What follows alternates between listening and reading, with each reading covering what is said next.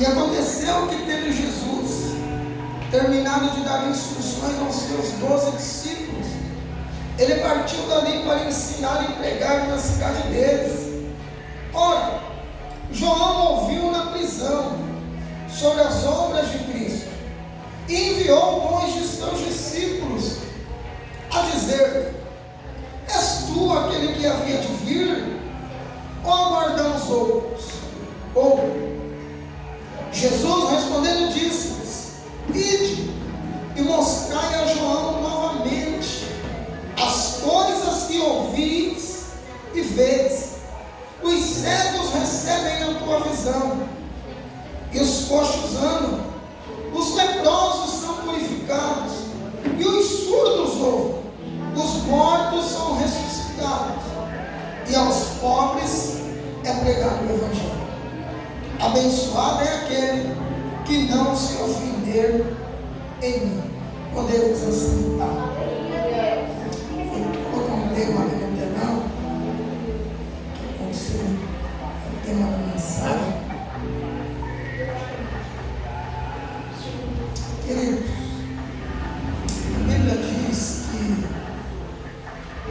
no texto lido, Jesus está dando instruções aos seus discípulos. No capítulo 10, ele vai chamar os 12 discípulos e vai orientá-los acerca do envio, vai prepará-los para o envio e direcionar a sua equipe. Ele está ali capacitando aquelas pessoas para que pudessem dar continuidade da obra dele na terra. E quando Jesus termina de dar essas instruções, esses homens agora estão debaixo de uma palavra liberada, que eles pudessem avançar, eles pudessem fazer o ID, e em nome de Cristo expulsassem demônios, curassem enfermos, limpassem os leprosos, abrissem as vistas aos cegos, os ouvidos dos surdos, e que aos coxos pudessem devolver novamente a oportunidade de caminhar. E debaixo dessa liberação profética, a sua equipe sai fazendo sinais, prodígios e maravilhas. E enquanto eles saem, eles são enviados. Jesus agora começa a visitar a cidade de cada um dos 12, porque é bem verdade que um profeta nunca é bem recebido na tua cidade. E porque um profeta não é bem recebido? As pessoas têm mania de comparar e não admitir que você saiu do mesmo lugar que ela e que Deus fez algo tremendo na sua vida. Tem pessoas, muitas das vezes, que admiram determinadas coisas de alguém que nem conhece, e você faz até melhor e a pessoa não reconhece aquilo que Deus tem na sua vida. Você já viu aquela frase que é mais fácil um amigo virar um cliente virar teu amigo do que um amigo virar teu cliente? Então, quando olhamos para esse cenário, o que é necessário entender? Que muitas das vezes as pessoas olhavam para eles e talvez se olhassem para Pedro e ia dizer: mas esse é aquele problemático, aquele homem bruto, como é que agora ele está fazendo milagres através da palavra de Deus? Como é que agora ele é alguém cheio do Espírito Santo? E aí, quando Jesus envia eles para outros lugares, Jesus vem para a cidade dos 12 para dar testemunho e realizar obras na cidade deles. Haja vista que talvez o próprio Pedro tinha necessidade, que não era a mão dele que ia suprir, não porque ele não tinha Deus, mas porque talvez quem o conhecesse não tivesse fé que ele fosse agora alguém dotado de poder e virtude de Deus. Lembra que a própria sogra de Pedro chega a ficar enferma e é Jesus quem cura ela. E por que não Pedro? Porque talvez ela sabia: é apenas o meu genro. E aí Jesus já chega diante de autoridade em terras que não o conhecia. E agora, quando ele chega nessas cidades, ele começa a fazer algo extraordinário. As multidões vêm até ele, e João Batista, seu primo, está preso. Não confunda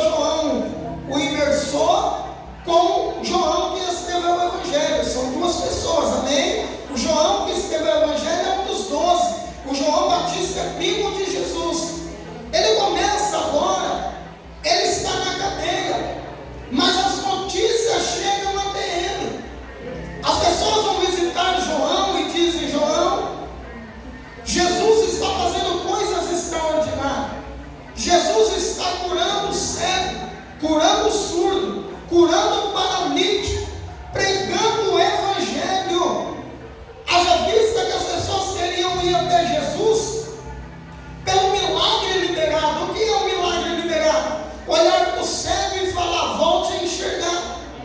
Olhar para o paralítico e dizer, levanta e anda.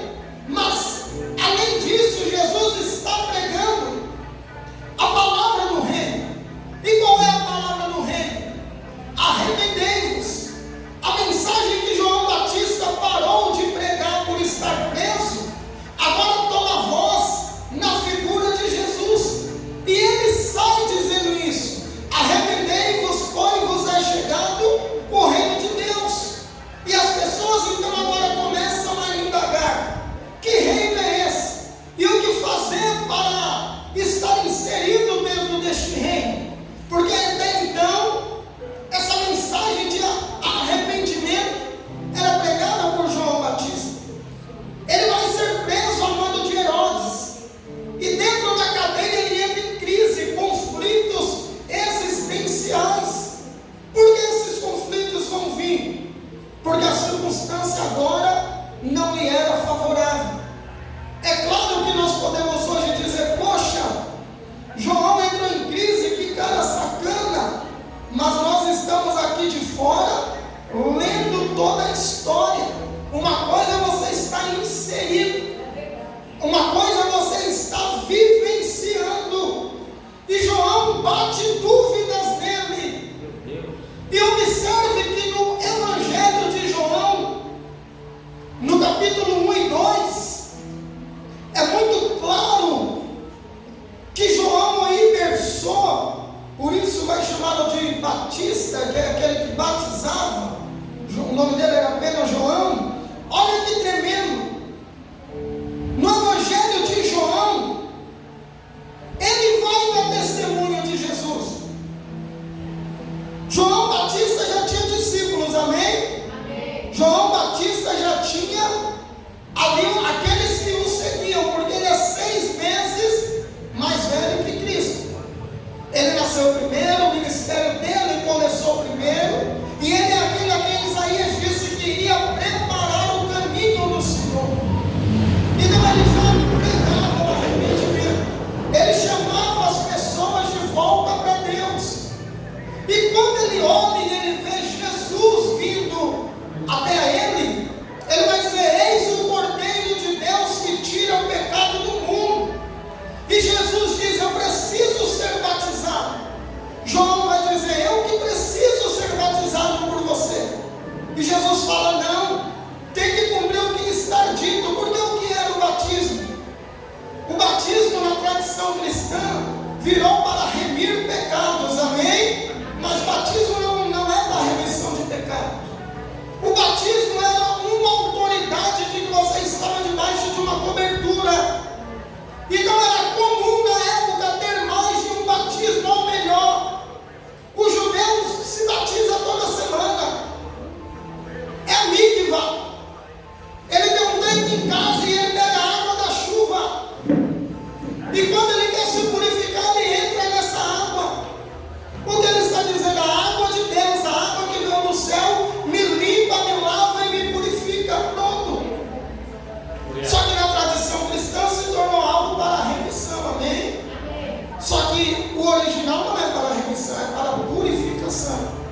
Por isso que a Bíblia diz, aquele que está sujo, suje-se, e o que está limpo, quantos banhos você toma na vida? Ainda que você tome só aos sábados, no mês já dá 4. Se você não se banhar, você vai estar sujo, sim ou não? Então a mikvah, um tanque. E o judeu entrava, se banhava, se purificava e pronto.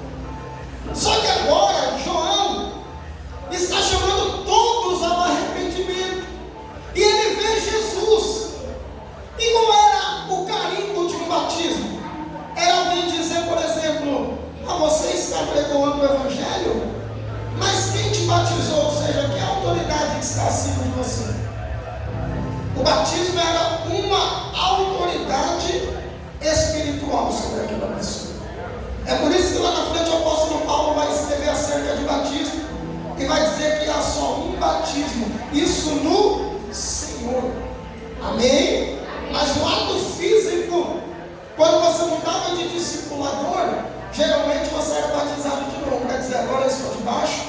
nos ensinamentos desse livro.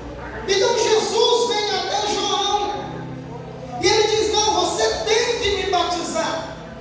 Só que a gente aprendeu que era assim, Jesus foi lá para dar exemplo, por isso que ele se batizou. Não, ele só cumpriu a lei, não foi para dar exemplo. Ele foi lá dizendo: João Batista é alguém que já tem autoridade espiritual, e para mim exercer meu ministério eu preciso ser liberado por alguém. Então o batismo era uma liberação da um filho. Amém? Amém? E aí Jesus vem. E João está ligado naquilo que Deus tinha entregue para ele. Porque Deus disse: João, aquele que você batizar, que o meu Espírito descer como pomba, esse é meu filho. E eu imagino todo dia João batizando alguém na expectativa: será que é esse? Será que é o próximo? Quem é o Cristo, o Filho de Deus? Jesus era seu primo, não se esqueça disso. Só que imagina, se o profeta não tem honra em casa, imagina o primo do homem. Eu imagino que tinha aquela conversa ali, talvez familiar, uma suspeita: será que é, será que não é? E quando Jesus vem, o Espírito testifica.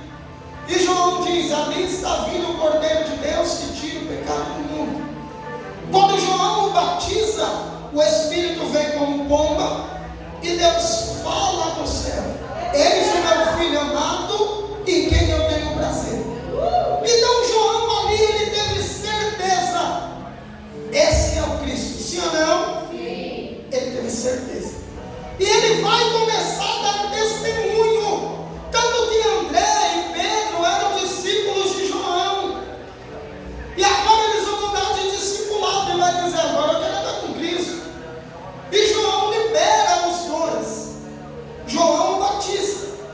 E André e Pedro começam a andar com Cristo, começam a peregrinar e acompanhar a Jesus. E João, cheio de convicção que Jesus era o Cristo ungido, Filho de Deus. Quem está entendendo diz amém. Amém. Porém, Jesus aí, lá em Lucas 4 diz que ele entra na sinagoga no dia de sábado para ler a Torá e lhe entrega um rolo de Isaías. Ele abre e vai cair logo em Isaías 61. Aquelas coisas proféticas de quando você pede confirmação, abre a Bíblia e fala: meu Deus, Deus falou comigo. E ele vai ler, e ela vai dizer: o Espírito do Senhor está sobre mim, e ele me ungiu. O que é unção? Capacitação. O que é unção? Mais do que um óleo sobre a cabeça, é um reconhecimento dos céus que aquele agora é portador do voar do Espírito de Deus. E todo mundo aguardava a manifestação do Messias. O Messias quer dizer Cristo, o ungido. Uma coisa é você ser ungido, outra coisa é ser o ungido. E Jesus está lendo diante de todos os judeus na sinagoga e diz: o Espírito está sobre mim, ele me ungiu para abrir vista aos cegos, para levantar os cativos, para abrir os ouvidos dos surdos, para levantar os coxos, para ressuscitar os mortos e para anunciar o Evangelho. Todo mundo olha para Jesus. O texto de Lucas 4 diz que os olhos estão fitos nele, esperando uma brecha para matá-lo. E ali tinha a cadeira de Moisés, de Elias e uma do Messias, 3 cadeiras. Jesus, de frente para uma, fecha o rolo, entrega para o dirigente do culto e diz: isso se cumpriu hoje, eu sou o Messias. Meu Deus. Esses homens se enfurecem, levam Jesus no monte da precipitação, querem matá-lo. Ele então vai ali se transfigurar e some no meio deles. Então ele se declarou como Messias, aquele a qual Isaías 61 profetizou. João Batista viu o Espírito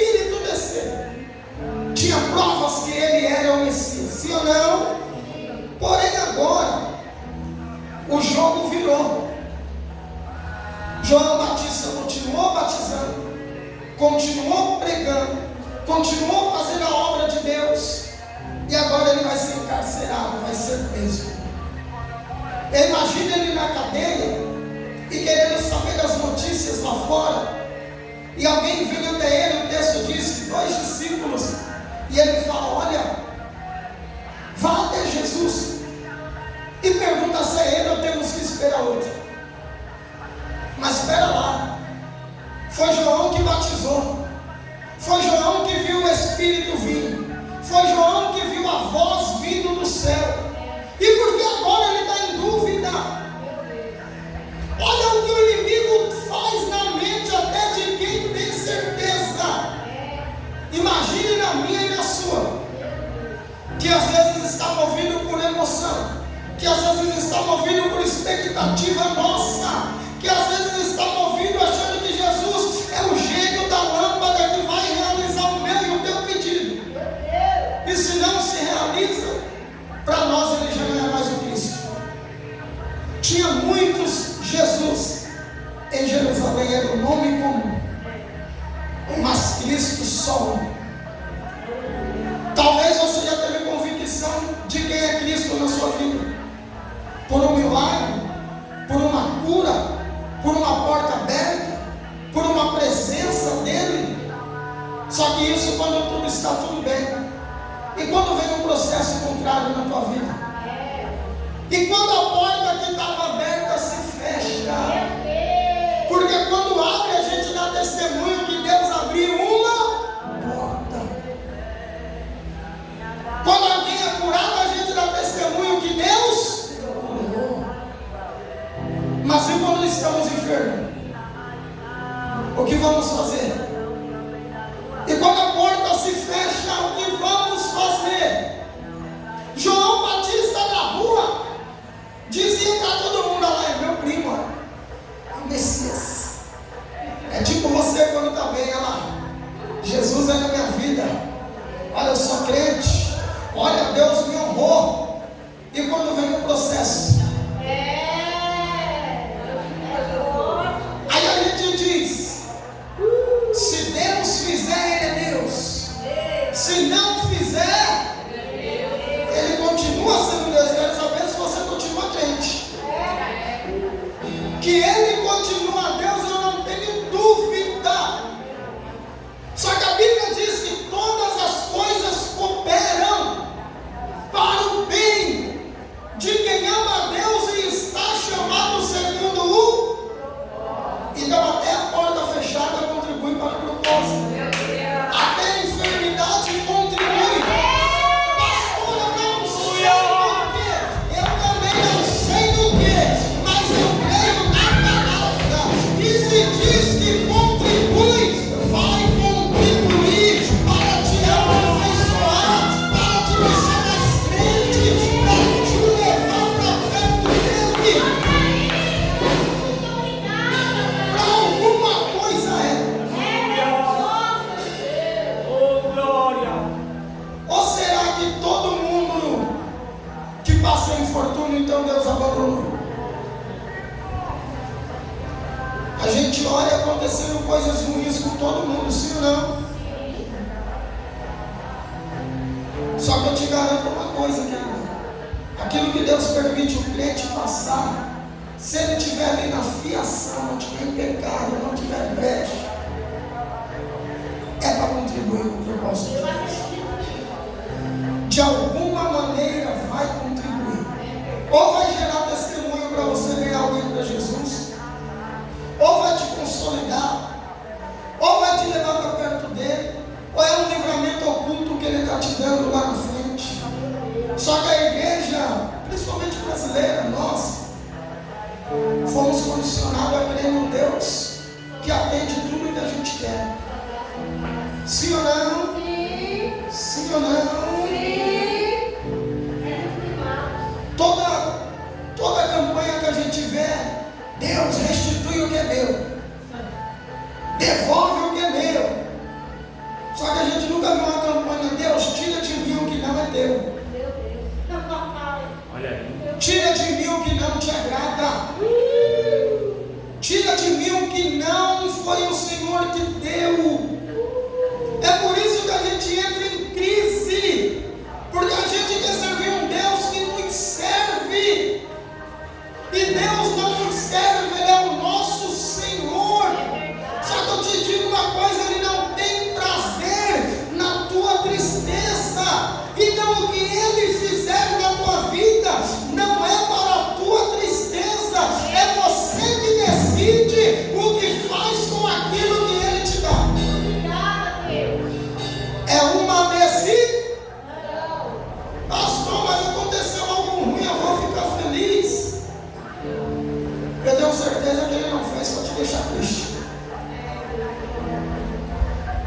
nós que somos maus, Jesus disse, sabemos dar coisas boas para os nossos. Ele te pedir um peixe, você vai dar uma serpente? Imagina Deus que é bom. Só que o mesmo pastor que consola e conduz ao caminho tem uma vara e um cajado. Cajado da direção, a vara aplica a correção. Não é porque Deus deixou João ser preso. Imagina comigo, querido, o sentimento carnal. A Bíblia diz que de mulher João foi o maior. Amém? Amém? Ninguém foi maior que João. Jesus mesmo disse. Ele anunciou, ele preparou o caminho. Só que sabe o que é lindo? Imagina João, queridos. Sabe quando você precisa de algo e um familiar pode te ajudar e não te ajuda? Quem já passou por isso aqui? Você sabe que a pessoa podia fazer. Sim ou não?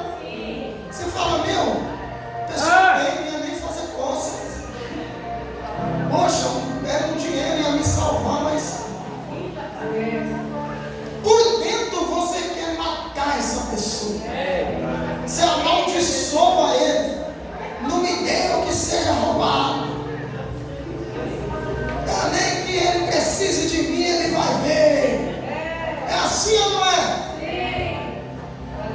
Que passe um trem em cima dele, depois vem um avião, vem um navio, vem uma carroça, depois sai um raio, e eu não vou ajudar. Pensamos assim ou não?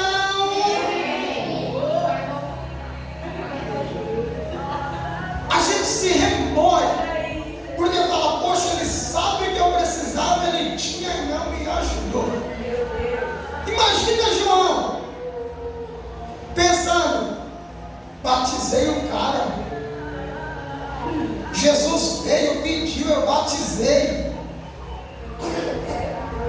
eu vi ele fazer milagres, eu apregoei a palavra dele, e agora estou preso por isso. Parece que Jesus o abandonou. Vida mudando, não diga, não há nada tão ruim que não possa piorar. Misericórdia. Mas é para o propósito de Deus. Essa guerra entre Israel e Hamas, não morreu alguém inocente ali? Fala, até alguém do Hamas, mesmo que eles são, as crianças são doutrinadas, quando crescem, viram os adultos perturbados, mas como criança inocente, até alguém do lado do Hamas, que provocou tudo aquilo. Veja vídeos de cenário de guerra, criancinhas sendo resgatadas de escombros, criancinhas ensanguentadas, criancinhas assustadas e chorando, sem saber que os pais morreram. Isso é de partir o coração, não é?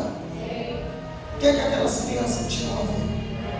Então será que Jesus dormiu e aconteceu tudo isso? De alguma forma vai contribuir para o propósito dele. Jesus não teve amigos da idade dele. Como assim, pastor? Herodes mandou matar todo menino de 2 anos para baixo. Só sobrou João Batista e Jesus. Só os dois. Jesus cresceu e não teve amigo da sua idade. O que aquelas crianças tinham a ver com isso? Nada. Imagina uma mãe dizendo, eu sei que meu filho não é Jesus, mas vai ser morto porque vai que ele é Jesus. Mas contribuiu para o propósito. Jesus vai receber 2 discípulos de João, olha que lindo, e diz, Jesus, o Senhor é o Messias ou devemos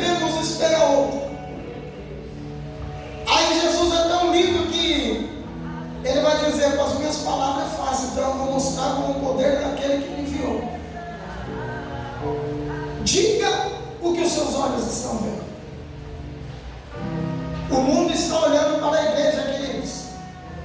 A Bíblia diz que a fé sem obras é morta. O mundo está olhando para a igreja esperando que ela alimente um morador de rua, que ela abraça uma prostituta, um homossexual, um bandido, porque é através da atitude da igreja que vão ver realmente quem nos enviou. Jesus diz: espera lá, você quer saber se eu sou Cristo? Então vamos andar um dia comigo. Aí de novo ele volta para Isaías, ele diz: só o Cristo poderia fazer tudo isso, ou no mínimo um cristão. O que é um cristão? Um pequeno Cristo, uma cópia de Cristo. Porque para os 12 ele disse: vocês irão abrir os olhos do cego, ouvidos do surdo, levantar paralítico, levantar os mudos, expulsar demônio, e para os pobres, e pegar o tesouro, que é o meu evangelho. Somos nós temos que continuar. E aí Jesus volta para esse texto com atitude.